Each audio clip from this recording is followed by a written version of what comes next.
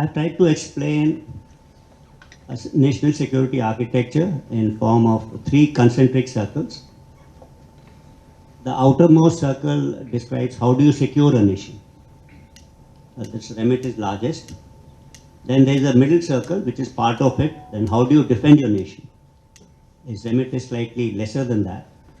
And in the center of that is military preparedness of a nation. All these circles are not watertight compartments. They interact with each other. They may help you derive a national security strategy, defense strategy, or a military strategy.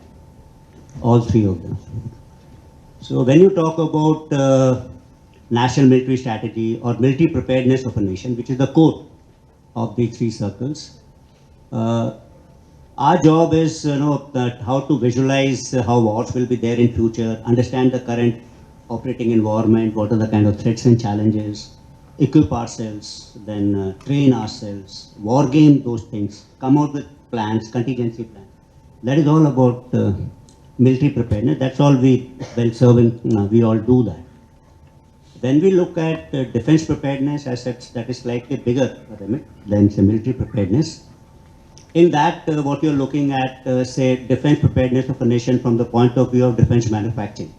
So you want to be independent of any kind of a foreign listing. So that is one.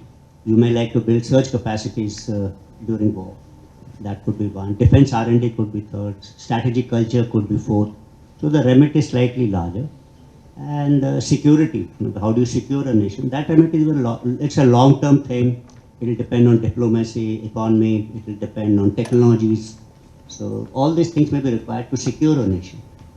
All of them work in tandem with each other. We have structures for all of this, and they need to interact freely with each other for a nation to successfully do this.